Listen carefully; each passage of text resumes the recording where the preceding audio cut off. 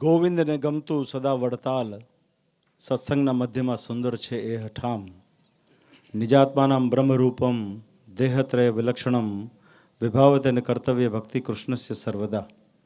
અનંત કોટી બ્રહ્માંડના આધાર પુરુષોત્તમ નારાયણ ભગવાન શ્રી હરિ, વડતાલ ધામને વિશે વિરાજમાન પ્રગટ પ્રમાણ શ્રી હરિકૃષ્ણ મહારાજ, લક્ષ્મીનારાયણ દેવ, શ્રી ધર્મદેવ, ભક્તિમાતા વાસુદેવ, રાધાકૃષ્ણ દેવ આદિક દેવોના સાનિધ્યમાં પવિત્ર વિક્રમ સંવત 2081 આસો સુધી 10મી વિજયાદશમીનો પર્વ અને આજના દિને શ્રી શિક્ષાપત્રી લેખન અને આચાર્યપદ સ્થાપનના દ્વિશતાબ્દી મહોત્સવના ઉપક્રમે વિજય સ્તંભનું આજે સરસ મજાનું પૂજન થયું. પ્રાતઃકાળમાં સર્વે સંતોની સાથે વડતાલ મંદિરની વિશે પ્રદક્ષિણાનું આયોજન થયું. ત્યારે ખાસ આ પ્રસંગે ઉપસ્થિત જેઓ શ્રી આપણને શ્રી શિક્ષાપત્રીના મહિમાની દિવ્ય કથાનું રસપાન કરાવનાર છે એવા સંપ્રદાયના ખૂબ મૂર્ધનીય વક્તા મહોદય સદગુરુ સ્વામી શ્રી જ્ઞાનજીવનદાસજી સ્વામી ઉપસ્થિત છે. આપણા વડતાલ મંદિરના મુખ્ય કોઠારી ડૉક્ટર શ્રી દેવસ્વામી, એમના ગુરુ સદગુરુ શ્રી નીલકંઠ સ્વામી જેતપુરથી પધાર્યા છે. એમણે પણ આપણને આમંત્રણ આપ્યું છે કે આગામી લાભ પાંચમ પછી ત્યાં પણ સરસ મજાના ઘનશ્યામ મહારાજનો શતાબ્દીનો ઉત્સવ આવી રહ્યો છે.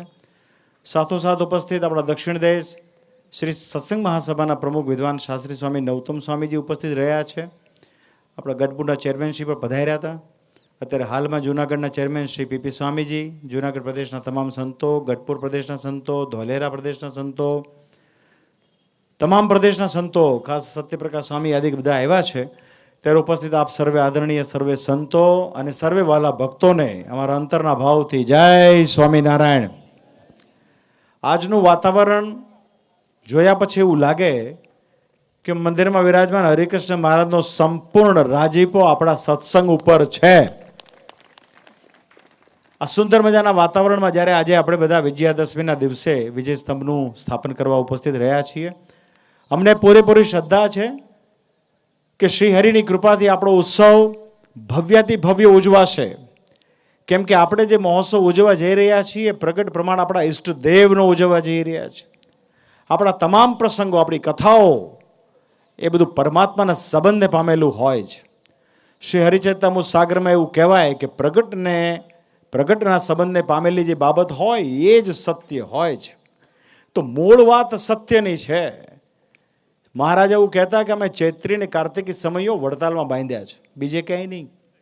અને એની પાછળનું રહસ્ય પણ મહારાજ કહેતા. મહારાજ કે અમે સમયનું આયોજન એટલા માટે કરાવીએ છીએ કે દૂર દેશાંતરથી સંતો ભક્તો આવે તો સત્સંગની પ્રથાથી વિરુદ્ધ કોઈ પ્રથા ચાલતી હોય તો દેખ્યામાં આવે કે સાંભળ્યામાં આવે, એવું મહારાજ કહેતા. મહારાજ કે મોટી સભા જેમાં ધર્મવંશી હોય, સંત હોય, વર્ણી હોય, પાર્ષદ હોય, મુક્તો હોય, એવી સભા જે વાતનું પ્રમાણ કરે એને જ સત્ય માનવું. બાકી ખૂણાની સભા એવો શબ્દ વાપર્યો છે કે ખૂણાની સભા ઉત્પાત મચાવે છે, પોતે જ્ઞાનની છાની વાતો કરે છે, છતાં ફાવે તેવા ધર્મમાં વર્તતા હોય છતાં પણ સત્સંગમાં કુસંગ રૂપ છે. મોટી સભા જેને પ્રમાણ કરે એ વાત સત્ય કહેવાય. એટલે માટે આ ઉત્સવ બહુ મહત્વનો છે. આ મોટા મોટા ઉત્સવ દ્વારા આખા વિશ્વની અંદર મૂળ સ્વામિનારાયણ સંપ્રદાય, એનો સિદ્ધાંત, શ્રીજી મહારાજની વિચારધારા એ પ્રસ્તુત થતી હોય છે. તો મહારાજ એમ કે નારાયણને ગમે એમ સત્સંગની પ્રથાનું મૂળ જામતું હોય છે. એની ઈચ્છાથી જ સત્સંગ બધો થતો હોય છે.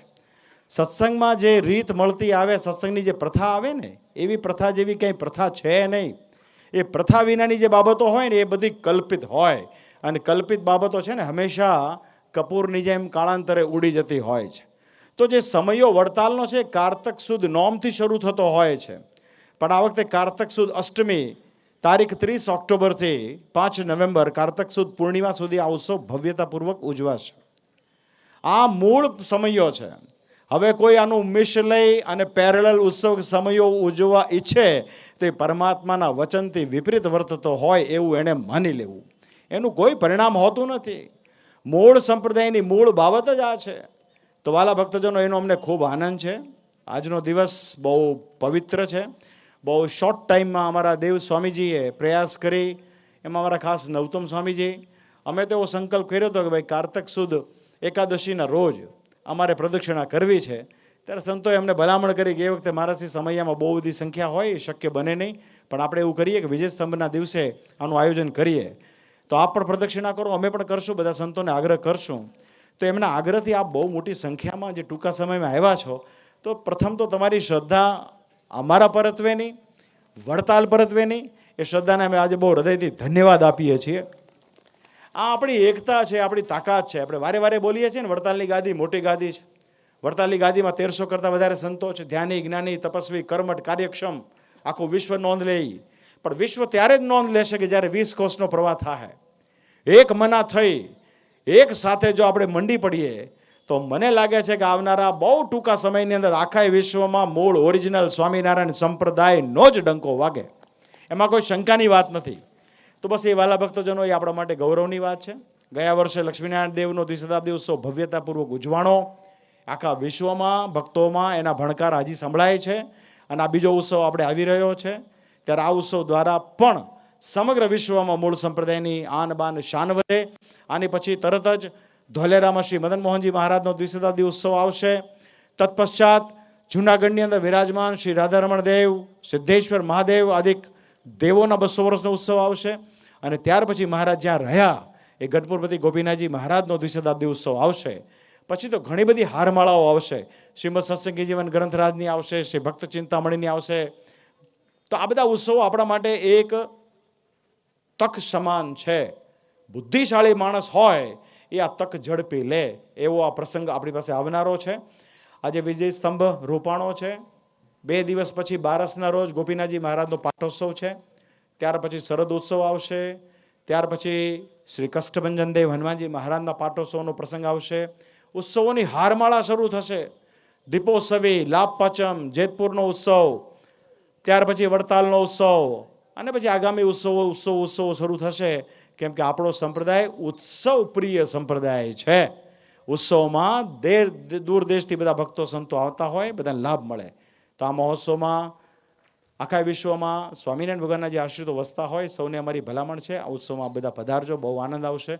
આપણા વક્તા મહોદય સ્વામી જ્ઞાનજીવનદાસજી સ્વામી, તદુપરાંત સ્વામી શ્રી નિત્ય સ્વરૂપદાસજી સ્વામી શિક્ષાપત્રી લેખન અને આચાર્યપદ સ્થાપન ઉપર સુંદર મજાની કથા આપણને પ્રસ્તુત કરશે.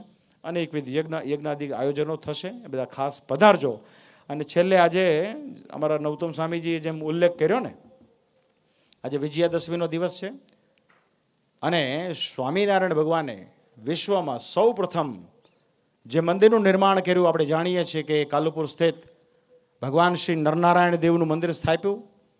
તે જ પ્રમાણે મહારાજે જે 2 ગાદીની સ્થાપના કરી, ઉત્તર દેશની ગાદીનું હેડક્વાર્ટર કાલુપુર સ્થિત નરનારાયણ દેવ ગાદીનું પ્રાંગણ, અને દક્ષિણ દેશનું હેડક્વાર્ટર વડતાલ લક્ષ્મીનારાયણ દેવનું પ્રાંગણ છે. તો આજે શ્રી નરનારાયણ દેવ પીઠાધિપતિનો જન્મદિવસ છે. તેને અમે બહુ હૃદયથી સમગ્ર સત્સંગ સમાજ, સંતો, ભક્તો વતી એમને ખૂબ ખૂબ શુભકામના પાઠવીએ છીએ. બીજું વાલા ભક્તજનો, આપણા રાષ્ટ્રના રાષ્ટ્રપિતા એવા મહાત્મા ગાંધીજીનો પણ આજે જન્મ જયંતિનો સરસ મજાનો પ્રસંગ, વિજયાદશમીનો પ્રસંગ, બાલુ સ્વામીજીને યાદ કર્યા.